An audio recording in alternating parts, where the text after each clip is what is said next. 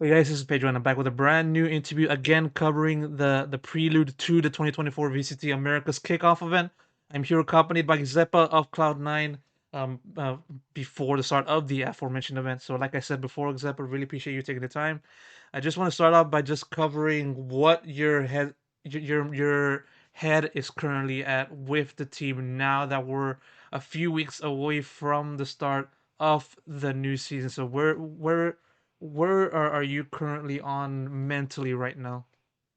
Um, Mentally, I think I'm prepared. As a team, I think we're prepared.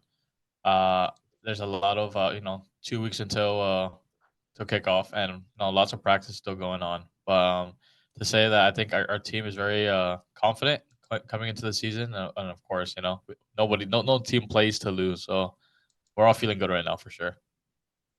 Oh yeah, of course. And it when it comes to looking at the offseason, how the teams perceive how they should go about their business within the offseason, some choose to not do much, some choose to play a little bit of matches during the offseason. But for this team's particular case, you guys decided to just play a lot of matches for during the offseason, just get a lot of reps in playing with this new team, just getting into the same pace collective wise. And so how do you look back at what the team has done in the offseason, playing so many matches and the kind of things that needed to be tweaked to be at for you guys to be at the best condition possible?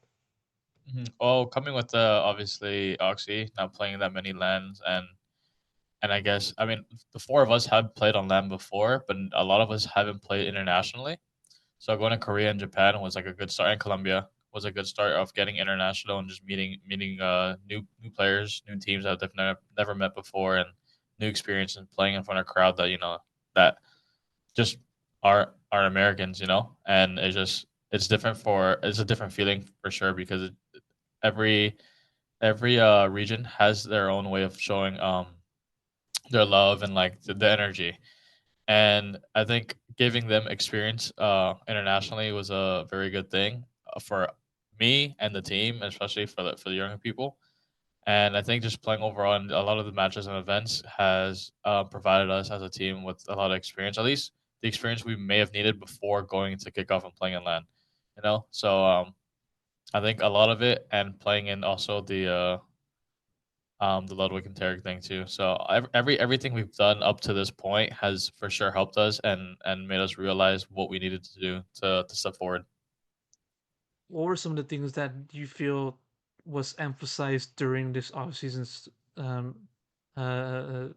was then addressed for the team to then get better? Like, what were some of the things that you guys have looked at and thus adjusted to get better? It literally just everything, every aspect of the game, whether it's communication or playing the game more or practicing in a way we want to play in a match and maybe try different things. And I wouldn't say there's one particular thing that we were focusing on for sure, but it was multiple different things that I obviously don't want to get into details, but we were always focusing on. And I think I'm sure most teams would probably be doing it too. But yeah. Of course, of course. And now that you guys have been able, or you have been able to play a lot of matches with your new teammates in Cloud9, I want to know what has the difference been like when it came to you playing with your new teammates at the start of this odd season once everything was finalized Mhm. to the present day with all of the things that I mentioned in this conversation so far considered. I mean, it's always hard to have new teammates after spending so much time with a certain team before, and playing in these matches, especially going internationally after like 2 3 weeks with new teammates, trying to grind and like learn as much as we can about each other and see how we can um progress and just get better. And I mean, it's been a great experience. Honestly, these are the teammates, of course. Like, I'm grateful to be around because everyone here has so much potential for sure, as you see in the off season, and I'm sure everybody on this team wants to get better too. And there's only one goal in mind as a team, and it's to win. Yeah, looking at one team in particular, Vanity. Of course, at the start of the season with the roster swaps, you played with Vanity for a moment, and then he departed, and then now for this year is kind of him back into the fold. So how has that been like for you to finally reunite with Vanity after that kind of period that happened? I mean, it's always great. It's I know who Vanity obviously is. I've been playing with him for so long. I know what he provides. I know what he gives, and obviously him as a player is like every team would probably need someone like Vanity for sure. And to have him to play with him again is actually such a blessing because I mean it fills a lot of things that we were missing last season, whether it's like leadership or like just small things that we didn't have before. And now coming in with like a new group of people, since he's a veteran, he's an IGL, it helps a lot more. And I think it just brings everything brings or things are basically I don't know how to explain it, but since he's like the veteran, he's the IGL, it's easier for him to bring everybody closer together.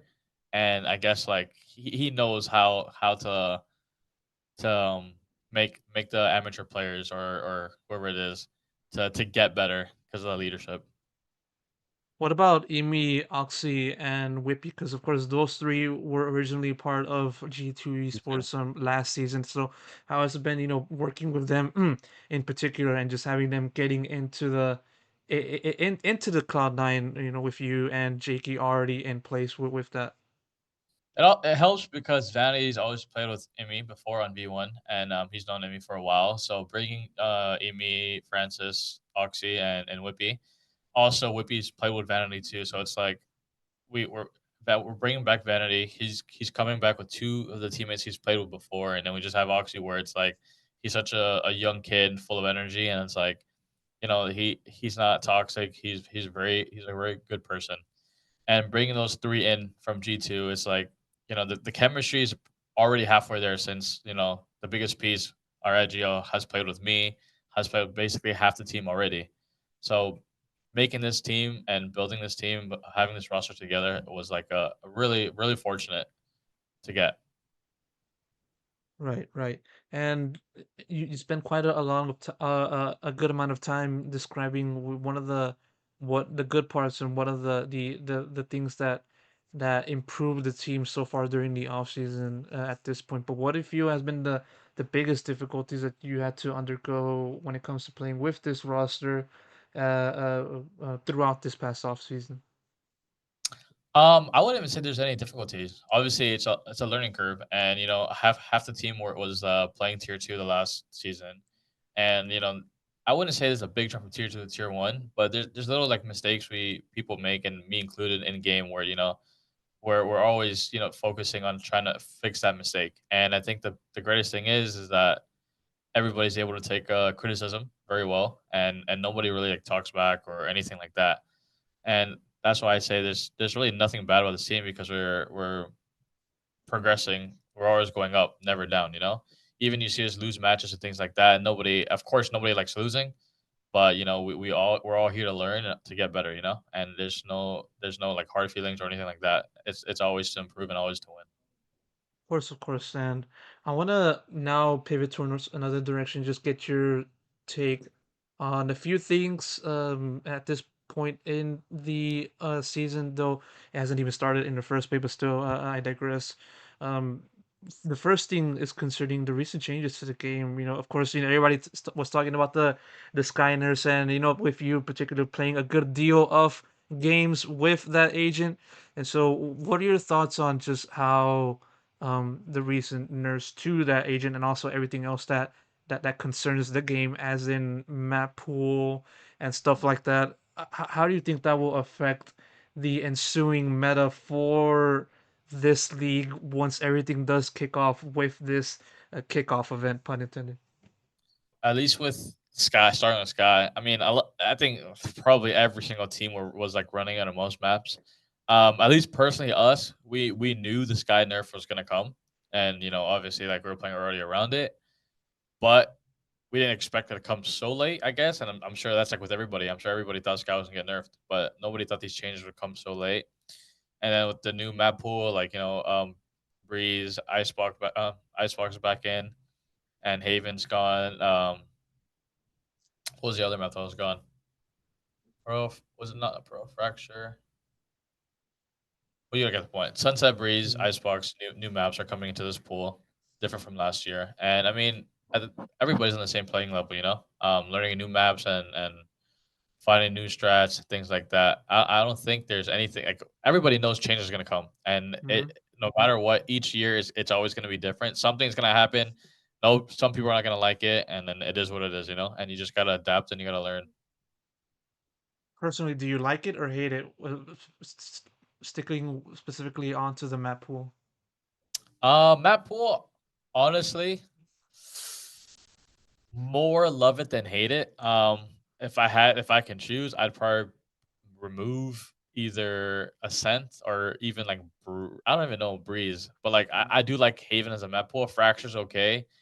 I didn't Bind was probably the one map I hated the most, but you know I'm okay with it now. But if there's one map to remove, I'd probably say Bind. Of course, of course.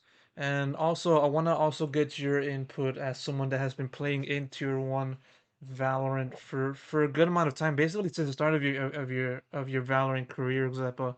Mostly specifically onto like the competitive calendar, as in, playing a few matches in the regular season against the rest of the VCT Americas League at least once, or at most once, whatever the case may be later on down the line. And so, what are your thoughts on how the calendar was made for this year, and all of the conversations that are hovering around it, with there being like too little matches to play, and then also might overwhelm the players, as in practice and then playing matches and stuff like that, all within a squeezed amount of time. So, what's your take on that? I'm sure I can speak for most pros that you know having an off season as long as this one and probably many more to come, where it's like 6, 7 months off, which is not a healthy state for the games, the players, the orgs, and things like that. And especially less matches. I mean, I can see both ways where like, you know, if you win your matches, like you'll be set for the year where you're playing constantly if you're winning in tournaments and you're playing that. But for the teams who are like struggling, I guess like to like not win, you'll be playing like 6 matches, not like 12 matches a year if you're not winning anything, which kind of sucks. But yeah, one argument is to win and you'll be fine. The other one is like to lose. And I feel like for a league that's, you know, a franchise league and having an off season for so long and having maybe too little matches for certain teams who don't get to participate in these tournaments isn't the best. Just because like nobody just likes to be sitting doing nothing for months. Hmm. Let alone you practice for a couple months and then you lose a couple matches and you're done for another year, and then you gotta wait for another 6, 7 months to do you know absolutely nothing. So I mean, I can see both ways for sure, but I would say I'm probably more on the maybe more matches, more less of an off season, but more matches for sure. As I said before, before asking my previous question about you being in Tier 1 for quite a long amount of time, and so in doing that, you also been a part of various formats within, Tier 1 challengers before this current iteration, and also the one from 2022. You know what I mean. In an ideal world for you, what would the ideal calendar look like for you in particular, and like, from your point of view? Honestly, I would even say like I'm perfectly fine the way everything was last year. You know, like round robin, like just like a league season, and then like from there you qualify for tournaments and things like that.